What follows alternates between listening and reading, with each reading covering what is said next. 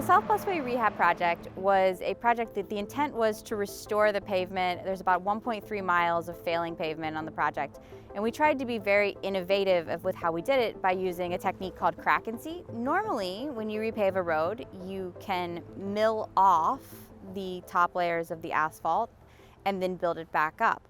On the South Busway, what we had was original concrete pavement.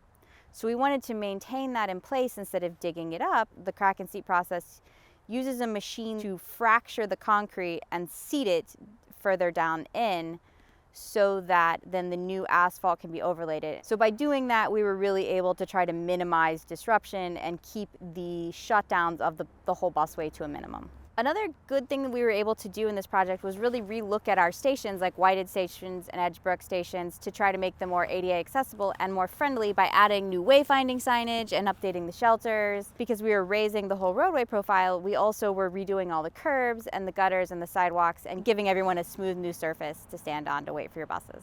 Have you noticed the changes to the pavement at the station? I have noticed completely how smooth the ride is now. It makes a big difference from before to right now. I mean, before you were just bouncing all over the place. But right now it's really smooth. But I like the bus drivers are nice. They pick you up right pretty much where I stay. They stop right here. In the design process, there were a lot of meetings with both our communications and our transit amenities and operations personnel at PRT to make sure that we were really first incorporating everything that needed done at once into the project. And how could we do it in a way that the passengers would notice it less, right?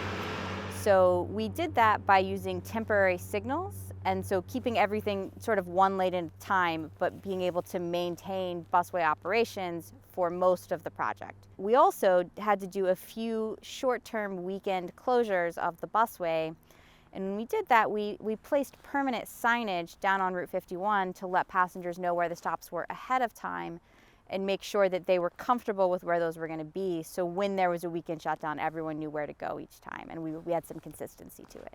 Our new signage is now going to be all branded the same colors. All will be PRT branded as well, and will be consistent no matter what busway you're on. Right now we started at Whited, and it's our first one of many that will be rolled out on the South Busway.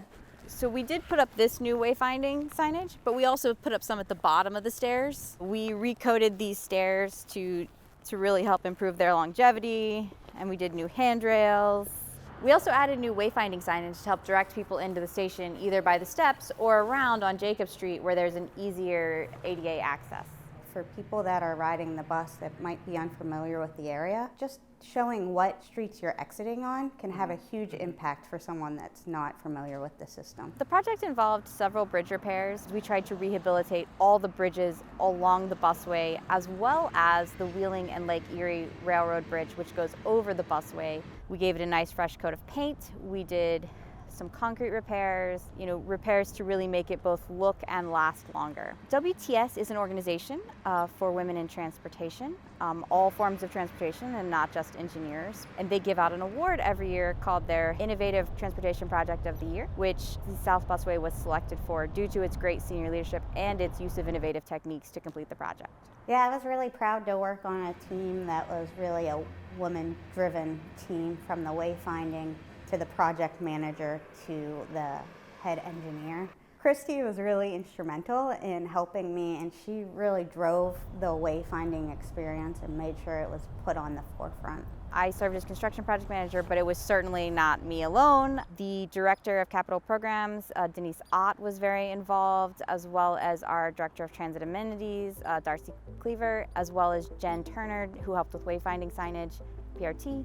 We also had some great female designers from Markowski Engineering and GAI who did a lot of work on the project as well.